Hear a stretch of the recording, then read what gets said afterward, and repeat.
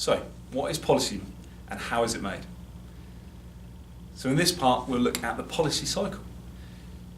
Jan and Vegwich 2007 suggests that the policy process has evolved over time and that the policy cycle is a productive framework with which to analyse policy making themes. Here there are a number of stages which facilitate a policy becoming a tangible reality. The first one is agenda setting. Policy making requires the identification of a social problem and that an intervention is required. This problem or issue therefore needs to be put on an agenda for consideration by political actors. These stakeholders will look to influence and shape the agenda and the identification of a problem to shape and define issues. No one single person can individually shape or control agenda setting, and power lies with a collective or group. The key stage of agenda setting is the transition from recognition of a problem to empowering change via the initiation of a policy response. This is often influenced by the wider public and media, whereby political actors cannot ignore the issue without detrimental effect to them. Here a problem is presented and enough actors with enough influence force action and a policy to be formulated. For example, away from education, the issue of plastic bag waste and pollution was identified. Pressure from actors, environmental groups, pressure groups, prominent media figures, etc. led to the recognition that plastic bag waste was an issue and that a policy to tackle it be put in place. How the multiple variables, such as actors, institutions, ideas and political conditions interact is highly dependent on the specific situation.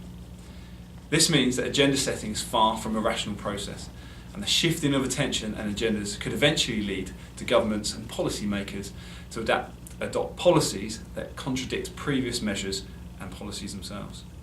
A model that attempts to conceptualise the art of agenda setting is Kingdon's model of policy streams that builds on the garbage can model of organisational choice, and both these elements will be discussed later. Policy formulation and decision making. At this stage, issues and problems are addressed by the inception of policies.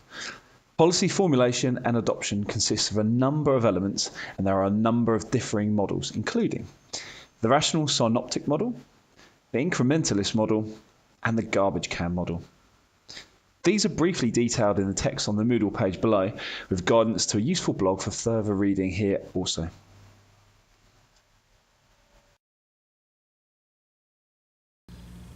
The implementation stage is the stage where the policymakers' intentions are practically discharged. Essentially, they create a policy with processes and procedures to address the issue on the agenda.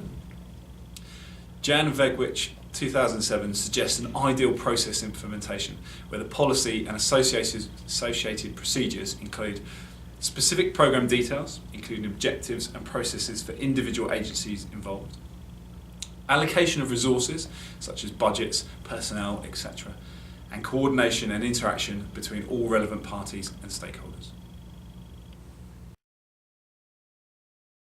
And the final stage of the cycle is evaluation. The evaluation element is where policy making should be reviewed and appraised against the original issue identified and the objectives of the policy.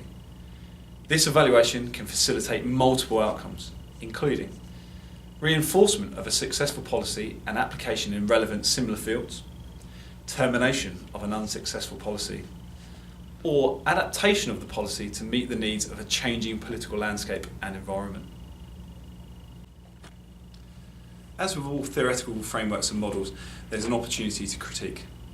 A major critique of this cycle is the linear chronological sequence of the theoretical model and how this relates to real-world application. For example, the implementation stage and the processes that occur here in the real world will influence policy formulation and agenda setting, which are earlier elements. Actors at the implementation stage offer essential inputs to the practicalities of a policy and the application of its processes in terms of enabling a successful rollout. They are the people who will practically carry out the objectives of the policy, and without their input into the formulation stage, effective delivery of the policy objectives is threatened, as they may need to reformulate elements in practice, and or the policy may be potentially met with apathy and its potential for success is diminished. The interaction between diverse and interdependent cycles, stages and actors is not systematically taken into account in the creation of policies. The cycle implies a top-down process due to hierarchical structures, meaning that the process moves through independent stages in a constant linear fashion.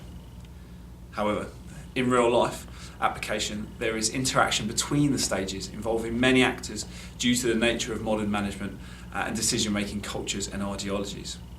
This feedback at each level enables adaptation to previous stages to occur, as each is dependent on the learning that takes place in the previous and subsequent stage.